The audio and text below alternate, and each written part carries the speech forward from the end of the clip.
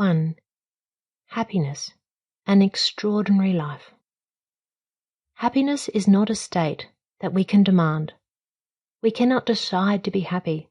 It is a byproduct of doing life well, with meaning. It's not a matter of, I'm going to be happy today. It is, I'm going to achieve happy. A state of contentment and happiness comes from learning, growing, building, creating, and loving. So many people sit idle, complaining that they are not happy. Why would we be happy if we're not building our lives? If we are simply treading water, happiness is not an end point. If we expect to just be happy, research has shown that we are more likely to be depressed, anxious, and lonely. A strange analogy. If we want to warm our body temperature, we move our body, we exercise. We can't just sit there and say, I want my body to be warm. I want it to just happen spontaneously. I demand it. Our doing creates the body warmth. That is our responsibility. So too with happiness. It is our doing, our living that creates our happy. Clients come into my psychology practice saying, I'm not happy. They do not like my response of, well, why would you be? You're not living. Let's start living. This idea of I ought to be happy, expressed like a demand, is a dangerous idea.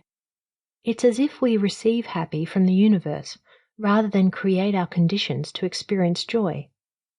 This seems to be a contemporary disease in Western society, a sense that we're entitled to be happy, and a fear of sadness.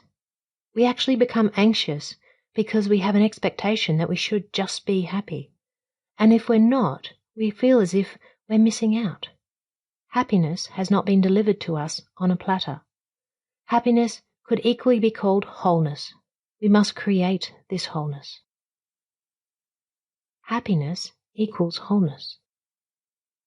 The question of happiness can be traced back 2,300 years ago to Aristotle, who concluded that the individual is actually in charge of their own happiness. Abraham Lincoln agreed, famously saying, most folks are about as happy as they make up their minds to be. It is within most people's power, regardless of their circumstances, to decide to become happier, rather than living on autopilot. So many people walk around with a sense of meaninglessness. They seem half asleep, even when they're busy doing things they think are important. Rather than chasing dissolving distractions like a busy daily fluster or a focus on image and status, the way you get meaning into your life is to devote yourself to loving others, your community around you, and to create something that gives you purpose. As will be explained later on, it's not what is happening in our lives, but our interpretation of our life circumstances that leads to our happiness. We as individuals need to privately learn to control our inner experiences to determine the quality of our lives. Our interpretation of our life circumstances leads to our happiness. We cannot directly reach for happiness. It is the beautiful byproduct of a life lived well. Happy people lead vigorous lives. They are open to a variety of experiences. They keep on learning until the day they die, and they have strong ties and commitments to other people and to the environment in which they live. They find enjoyment in whatever they do.